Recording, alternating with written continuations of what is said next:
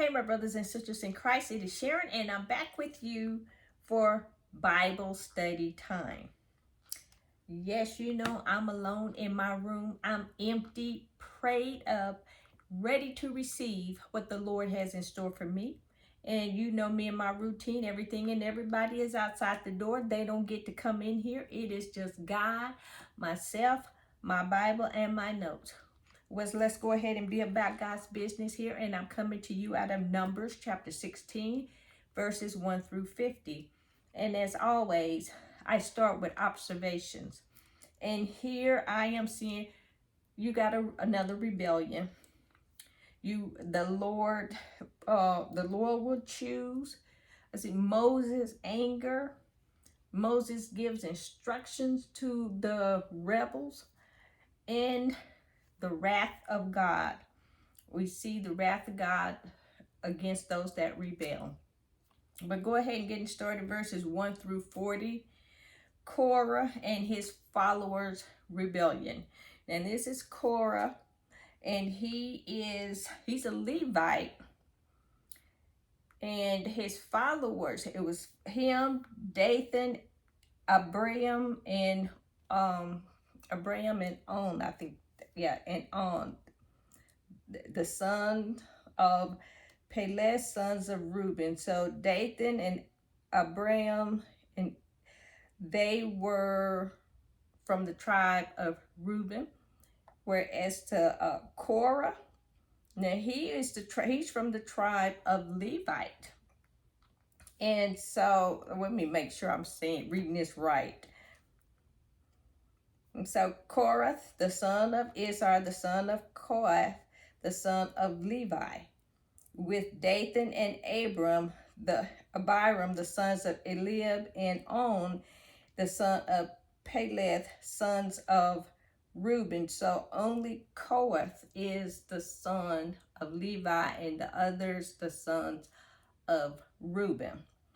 And they just kind of got together. They was over their tribes and stuff, so they got together and figured, hey, Moses, he just been leading us around in circles and stuff. Now this is like in the 30th, close to 30th, 39th year of being in the desert.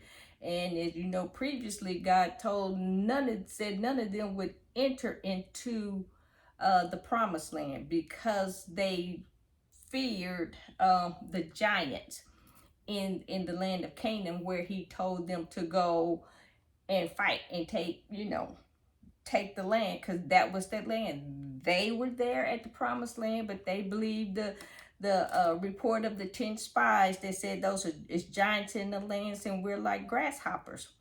And so for that, God sent them back to where they started from in the wilderness of Haran. He sent them back there, and they kind of wandered around there for another 20, 30 years.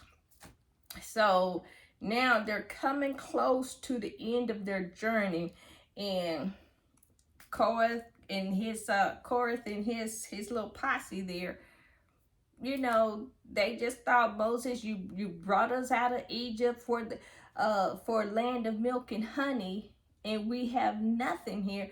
We're in this desert. There's nothing. You took us from a land of milk and honey, which they was referring to Egypt, going back to Egypt, because they didn't think Moses was leading them right and doing right.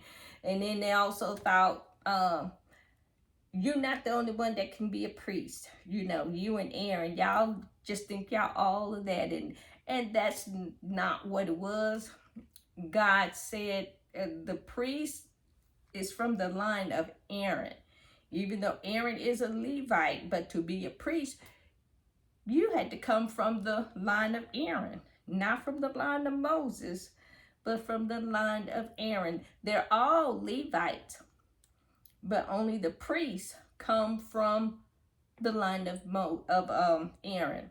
But anyway, that is what this rebellion was about. And Korah and his followers thought that they could do a better job of leading than what Moses was doing. And so they was wanting to regime change, as what we would call a coup these days. And so, but Moses, he listened to what they had to say and stuff, and then he told them, um, and he just fell on his face. He was angry, first of all, with great distress. And so he just told them, look, okay, God is going to choose whom he wants, to lead them. He will choose. And he said, it took verse 5 here, he says, tomorrow morning the Lord will show who he is. I'm sorry, will show who is his and who is his holy. And they will cause, and he will cause him to come near. So basically he was just telling them, God's going to show you who is his, and he'll show you who is holy. So y'all come back out here tomorrow with all of your, stuff you want to do. And he said, do this, take census, Korah, and all of your company. So he's telling them to take the little censers that they, they were little pod things that held incense and what they would walk around and speak blessings and stuff over in the temple.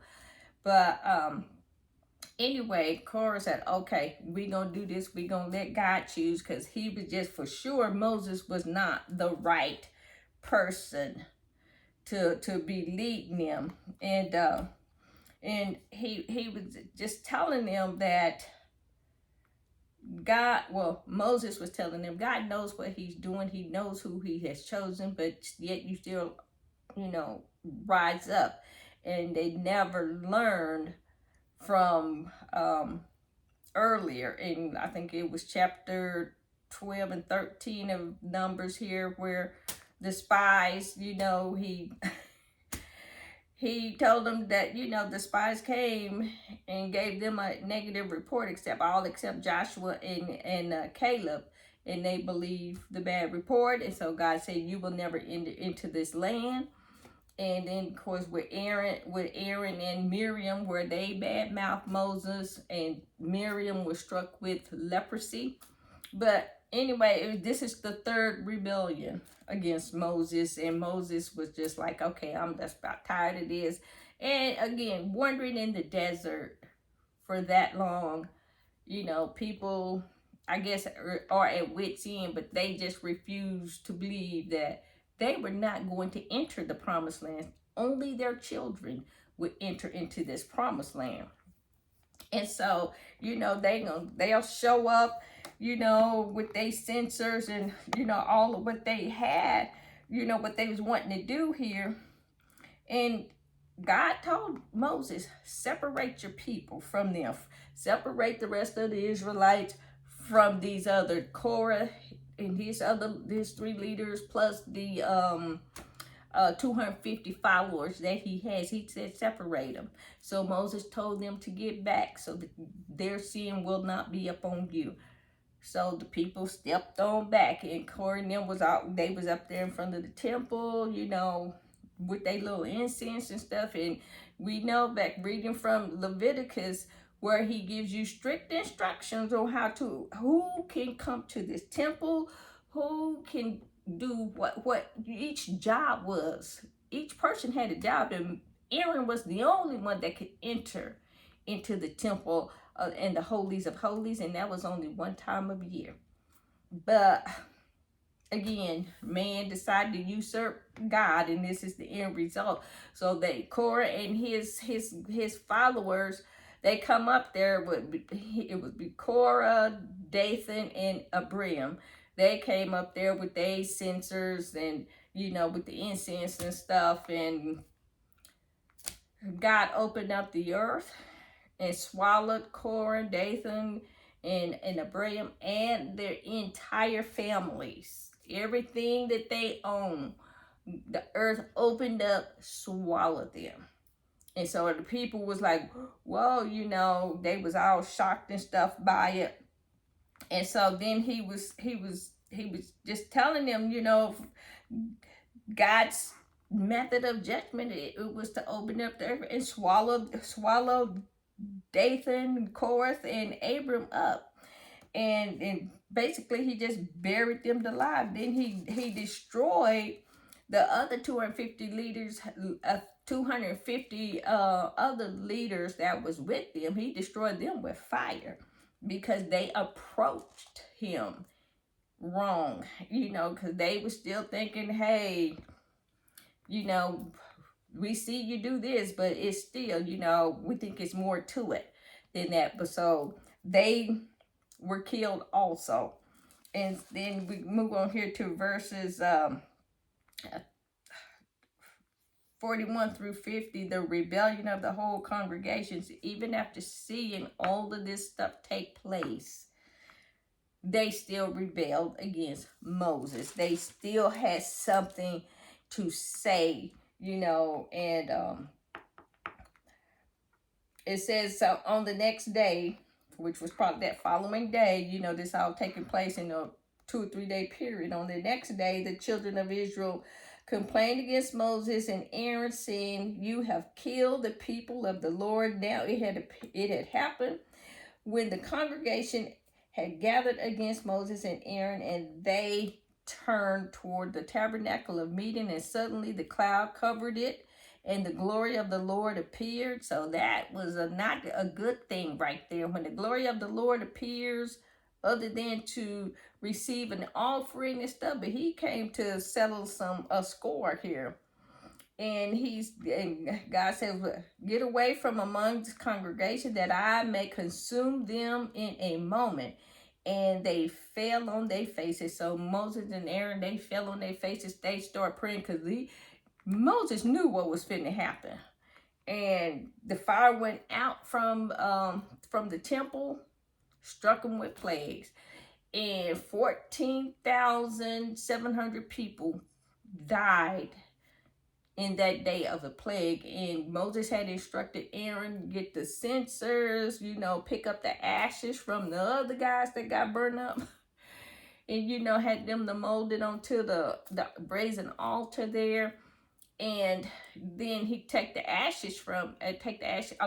incense and put it in the censer and go throughout the congregation, just flailing this censer around.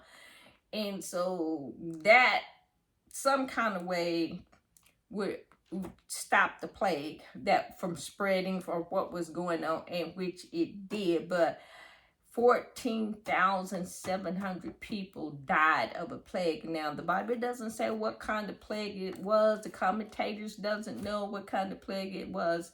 But whatever it was, it killed that many people in a matter of, I'm going to say, a 24-hour period.